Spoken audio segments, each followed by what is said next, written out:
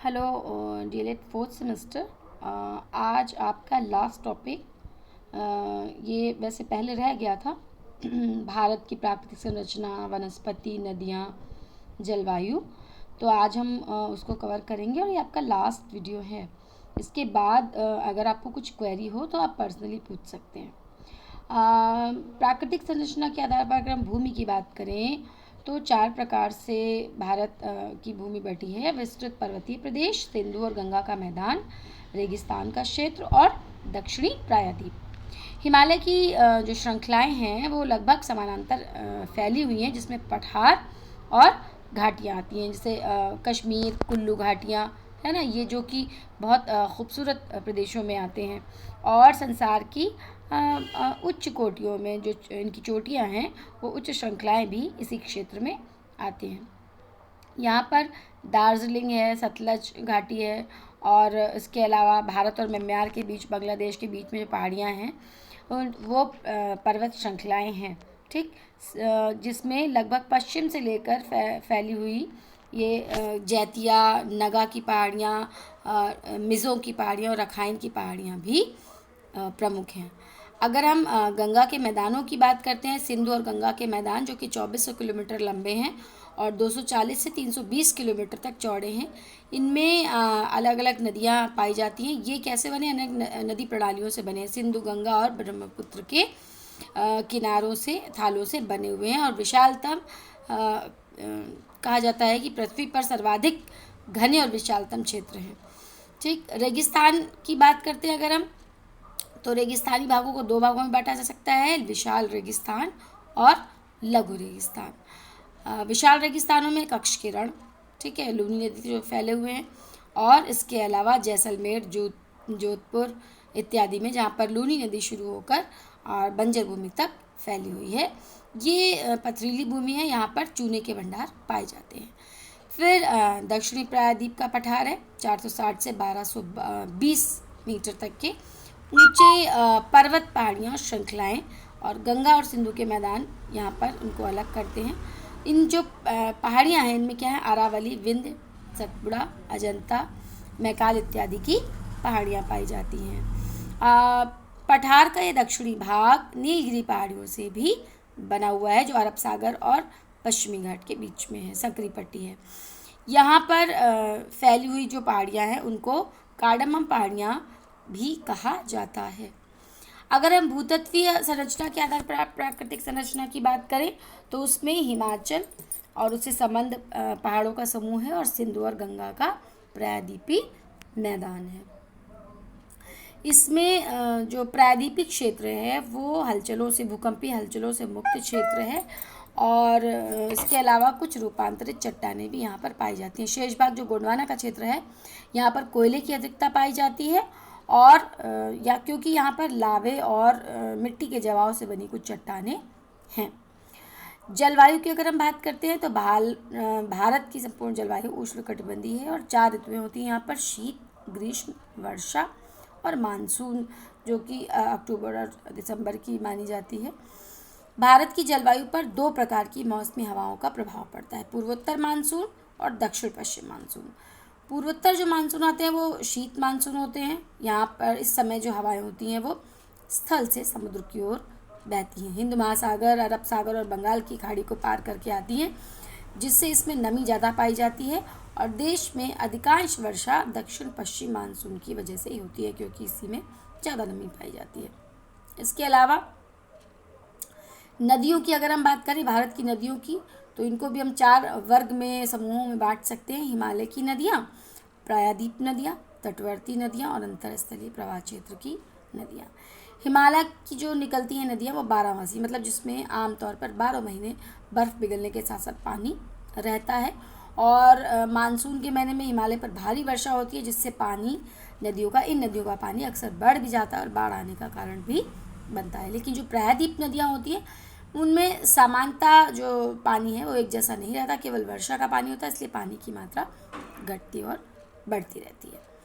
अधिकांश नदियाँ 12मासी नहीं हैं। तटीय नदियाँ विशेषकर पश्चिम तट की कम लंबी हैं, और इनका जलग्रहण का जो क्षेत्र है वो भी सीमित है। इनमें से अधिकतर उत्तर में से एकाएक पानी भर जाता है और पश्चिमी राजस्थान में नदियाँ बहुत कम हैं, जो कि अधिकतर थोड़े दिन ही बहती हैं। और सिंधु और गंगापुत्र में जो नदियां हैं हिमालय की मुख्य नदी हैं से बनती हैं। इसमें सिंधु की नदी विश्व की काफ़ी बड़ी नदियों में से एक है। और तिब्बत में जो मानसरोवर झील मानी जाती है, मानसरोवर जो है वो इसका उद्गम स्थल माना जाता है। ये भारत से होते हुए पाकिस्तान की ओर कराची में जाकर वहाँ से कराची के निकट अरब सागर में मिल जाती हैं। भारतीय क्षेत्र में बहने वाली इसकी प्रमुख सहायक नदियों में सतलज है, जिसका उद्गम स्थल क्या है, तिब्बत है। फिर इसके अलावा व्यास, रावी, चिनाब, झेलम और इसके अलावा भागीरथी, अलकनंदा और देवप्रयाग में जो मिल जाती हैं उसमें यहाँ से कभी जो मुख्य धारा में थी और अब ये पद्म से पूर्व की ओर बहती हुई बांग्लादेश में प्रवेश करती है। यमुना, रामगंगा, घाघरा, कोसी, महानंदा, सोन नदियाँ ये सब इसकी प्रमुख सहायक नदियाँ हैं। चंबल और बेतवा महत्वपूर्ण उपसहायक नदियाँ हैं। गंगा से पहले ये यमुना में मिलती हैं। इसके अलावा जो पासी घाट के निकट दिबांग और लोहित ब्रह्मपुत्र नदियों में मिल जाती है। फिर यही नदी असम से होते हुए धुबरी के बांग्लादेश में प्रवेश कर जाती है। तो भारत में जो ब्रह्मपुत्र की प्रमुख नदियाँ हैं उसमें सुबनासरी, जिया, भरेली, धनश्री और मानस इत्यादि हैं। ठीक, इसके अलावा दक्कन के क्षेत्र में जो बंगाल की खाड़ी में जाकर मिलती हैं वो नदियाँ, जिसमें अंतिम नदियों में आती हैं गोदावरी, कृष्णा, कावेरी और महानदी। और नर्मदा और ताप्ती ये प्रमुख नदियाँ हैं जो कि पश्चिम की ओर बहती हैं। ठीक है, और इसके अलावा कई तटीय नदियाँ हैं जो कई छोटी छोटी नदियों में विभक्त हो जाती हैं। ऐसी करीब 600 नदियाँ पश्चिमी तट पर पाई जाती हैं। बहुत सी ऐसी नदियाँ हैं राजस्थान में जो नमक की झीलों में मिलकर रेत में समा जाती हैं, क्योंकि राजस्थान में समुद्र का कोई निकास नहीं है। इसके अलावा रेगिस्तानी नदियाँ भी हैं कुछ, जिसमें सरस्वती, बनास, घग्गर, जो कुछ दूर बहकर मरुस्थल में खो जाती हैं। इसके बाद आता है वनस्पति। ठीक है, वनस्पतियों की अगर हम बात करें, जलवायु क्योंकि भारत में भिन्न भिन्न है, उष्ण से लेकर यहाँ से उत्तरी ध्रुव तक विविध प्रकार की जलवायु है, तो अनेक प्रकार की वनस्पतियाँ भी पाई जाती हैं। भारत को वनस्पति के हिसाब से 8 क्षेत्रों में बांटा जा सकता है। पश्चिमी हिमाचल, पूर्वी हिमाचल, असम, सिंधु, दक्कन का और मालाबार, अंडमान निकोबार द्वीप समूह। ठीक, यहाँ पर अगर हम पश्चिम इलाकों की बात करें तो चीड़, देवदार, शंकुधारी पौधे होते हैं जो कोनिफर जिन्हें कहा जाता है, चौड़ी पत्ती वाले शीतोष्ण वृक्षों का बाहुल्य पाया जाता है। देवदार, नीली चीड़ जो होती है, सनोवर वृक्ष, श्वेत देवदार के जंगल यहाँ पर पाए जाते हैं। और ऊंचे स्थानों पर सदाबहार वृक्ष भी मिलते हैं। सिक्किम, हिमालय सिक्किम क्षेत्र की ओर जब यहाँ से पूर्व शुरू होता है तो इसके अंतर्गत दार्जिलिंग इत्यादि भाग आते हैं। और इस शीतोष्ण क्षेत्र में ओक, जाय वृक्ष, द्विफल और बड़े फूलों वाले सदाबहार के वृक्ष पाए जाते हैं। ठीक, गंगा के मैदानी क्षेत्र और कछारों की बात करें तो यहाँ पर विभिन्न प्रकार की रबड़, चाय, नारियल, सुपारी, व्यापारिक फसलें इत्यादि भी पाई जाती है। काजू की खेती होती है। यहाँ अनेक झाड़ियों के वृक्ष पाए जाते हैं, जिनमें हम ये घने जंगल भी पाए जाते हैं। हिमालय के क्षेत्र में कश्मीर से अरुणाचल प्रदेश के जो क्षेत्र हैं वहाँ पर ऐसे मतलब दुर्लभ पेड़ हैं जो कि दुनिया में कहीं तो नहीं मिलते हैं। तो वन संपदा की दृष्टि से अगर हम बात करें तो वन संपदा की दृष्टि से भारत काफ़ी संपन्न है। और उपलब्ध आंकड़ों के अनुसार पादप विविधता की दृष्टि से भारत का विश्व में 10वां और चौथा स्थान है।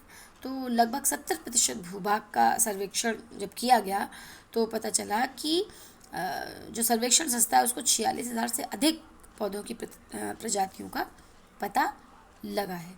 तो यहाँ पर जो है वो बहुत अधिक अनुसंधान भी किए जाते हैं और ऐसे वैज्ञानिक जनजाति पेड़ों का संरक्षण भी किया जा रहा है, जो कि आगे के लिए महत्वपूर्ण है।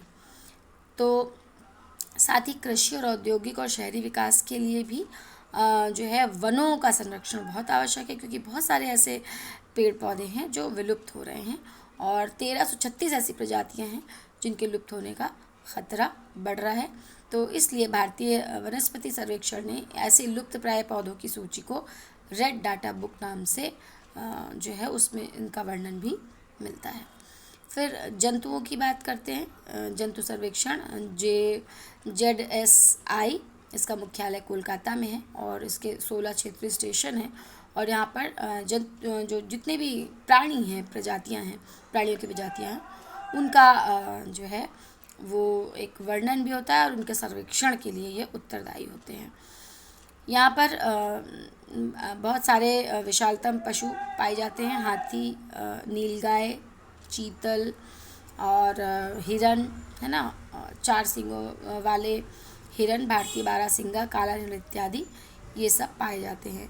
और बिल्लियों की प्रजाति में अगर हम करें, बाघ और शेर सबसे अधिक विशाल हैं। इसके अलावा चीता, धब्बेदार, रेखांकित बिल्ली इत्यादि भी पाए जाते हैं। भारत में जंगलों में विभिन्न प्रकार के छोटे पक्षी भी हैं, मुर्गी, हंस, बत्तख, मैना, कबूतर, सारस, ठीक है। और ये पक्षी अनेक गीले भूभागों में रहते हैं। नदियों और झीलों में घड़ियालों का जो है वो विश्व वर्ग का मतलब मगरश्वर का एकमात्र प्रतिनिधि है जो भारत में पाया जाता है। खारे पानी का घड़ियाल पूर्वी समुद्र और अंडमान निकोबार द्वीप समूह में पाया जाता है। तो हिमालय के अंतर्गत विशाल हिमालय पर्वत जो है वो अनेक विभिन्न जो है वो जीव जंतुओं की स्पीशीज से भरा हुआ है। विभिन्न प्रकार की वनस्पतियों के साथ साथ यहाँ पर विभिन्न प्रकार की जंतुओं की प्रवृत्तियाँ, मतलब जो स्पीशीज़ हैं, प्रजातियाँ हैं, वो पाई जाती हैं। लेकिन प्रदूषण के कारण, अत्यधिक कृषि का विस्तार होने के कारण, पर्यावरण का विध्वंस होने के कारण बहुत सारे असंतुलन यहाँ पर शुरू हो गए हैं, जिसके कारण महामारी, बाढ़, सूखा, तूफान से बहुत सारे वनस्पतियों और जंतुओं की हानि भी हो गई है। ठीक, तो ये आपका प्राकृतिक भूभाग और उससे रिलेटेड भारत में पाई जाने वाली वनस्पतियों को, इससे बहुत ज़्यादा क्वेश्चंस नहीं आते हैं, लेकिन फिर भी आप पढ़ लीजिएगा कि नदियाँ हैं, कौन कहाँ से निकलती हैं, कौन कौन सी नदियाँ हैं, किस प्रकार की जलवायु पाई जाती है और किस तरह से इसको बांटा जा सकता है भारतीय संरचना को भूतत्वीय प्रकार से और जो उनकी भूभागीय संरचना है उसके हिसाब से। ठीक है, ये आपका लास्ट टॉपिक था। इसके बाद अगर कोई क्वेरी हो तो आप पूछ सकते हैं, वरना आपका सिलेबस ख़त्म है।